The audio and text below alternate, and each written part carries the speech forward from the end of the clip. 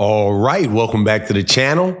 It's your boy Fanon, and in this video, we got some bad news.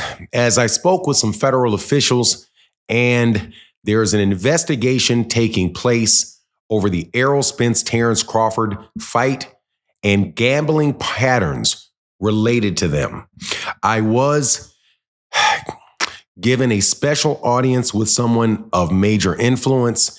So I want to let you know what I was told and what you guys can expect as the new president comes in January, Donald Trump. Let's talk about that in this video.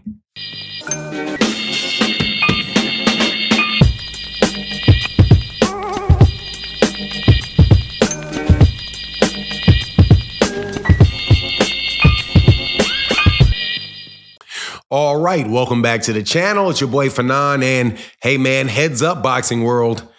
Woo-wee, that presidential election looks like it is going to really affect boxing, as I have had conversations with people that are privy to information about what will be taking place in the Donald Trump administration related specifically to the sport of boxing. Many of you may not have known, but Donald Trump is an avid boxing fan. He was, I do believe, at the fight between Jake Paul and Mike Tyson. And he has, of course, if you're not familiar with Project 2025, there's a lot of kind of already set policies in place that they're going to want to impose upon people. And as a result, we kind of know what direction they were going to go. So I made some calls to some people that I do believe are going to be in that administration and asked them what they thought about boxing, what they thought about the Muhammad Ali Act and the such, because I know that they were also, fairly into boxing, casual fans, but still over the years, I always had a good open dialogue with them about what was going on. One of the reasons that I knew that there was going to be a RICO case put out there against Daniel Kinahan, and that after the Deontay Wilder fight that took place with Tyson Fury, and the same type of things that took place. Very strange boxing gambling patterns. Now, in this instance, when I asked why that particular fight, he's like, look, Martin, I watched the odds the entire time. Those odds never moved. They moved very little, even though it had been known by a lot of people that Errol Spence Jr. was injured. So Errol Spence Jr. was put in a situation where they could not put the fight off. And they pushed forward with a fight where they knew that this particular fighter was severely injured. He had hurt his ribs early in sparring, all the different things that people had said. Now, they did their research and found out from different sources, same sources that I knew, that what had happened during that time. And that many people who were connected with Terence Crawford's camp knew of these injuries. But that was never communicated in a way that would allow the odds to move. But strangely, despite this information not coming out, the pattern shifted heavy towards Terence Crawford in the last couple of days before the fight took place. They saw these things, some of which are things that I talked about on my channel. And as this new administration came in, they said, look, yeah, more than likely, we're going to look into that. Because when people gamble on baseball, they let you know who is going to be in the game and who is not going to be in the game. They know if you have if your pitcher is going to be out, or if your first baseman is going to be out, or your big hitter is going to be out, that the chances you win it is going to go down and they will adjust. But in boxing, they don't have those adjustments, and you can have people fraudulently beat people in bets because they know inside information that other people do not have. And that is the concern specifically with boxing.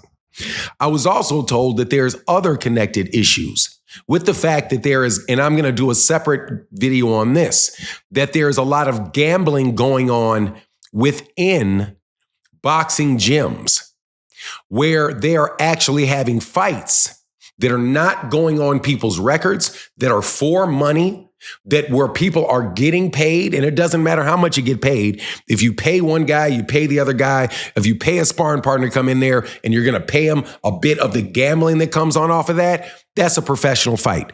And that professional fight needs to be sanctioned by the WBC, the WBA, the WBO, or the IBF. All of those things are within this investigation that is going to take place into boxing because of the consistent pattern of funny betting going on. There's also things that have taken place. And I'll cover this in another issue because there's specifically, I wanted to separate the two. This particular one, specifically with Errol Spence and Terence Crawford, is related to the fact that there was funny betting patterns for Terence Crawford towards the last few days. I think he said days, might have even been hours before that fight, where it shifted dramatically, but yet the odds never changed. So you had a lot of people who are still putting money, who had put money on Errol previously, that are now stuck, right? Anyway, it's going to be funny to see what happens, man, because, you know, I talked to my father, and my father's been around boxing a long time, has a lot of love for boxing. And he's just like, look, man, I think boxing's just done. Like, I just think that he thinks there's just so much stuff going on with boxing, where you have like these exhibition fights, like that are making more money than real fights. You have Jake Paul, who's fighting Mike Tyson, and Jake Paul has no drug testing for that fight, right? So you don't have any drug testing, which means you don't really know whether or not somebody's fair, whether or not somebody's clean or not. Obviously, you have people like Victor Conte, who's involved in boxing, claiming that they're cleaning up the sport. And that's not a very impressive thing to people that on a regular basis invest their money in boxing matches.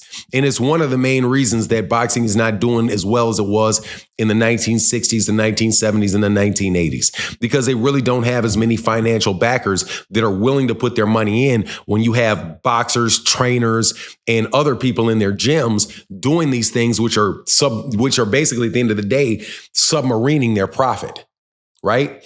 And that's the whole reason that there's a Muhammad Ali Act, right? Was not just to protect the fighters. It's also to protect the investors. It's also to protect the investors as well by having legitimate ranking systems, legitimate record keeping, which Turkey Al-Sheikh and BoxRec somehow took away from the WBA. There's been notes I know sent to the Association of Boxing Commissions, the ABC, the Association of Boxing Commissions, regarding the BoxRec removing the WBA. And even though they are the official record keeper in boxing, that they don't have these things on that site.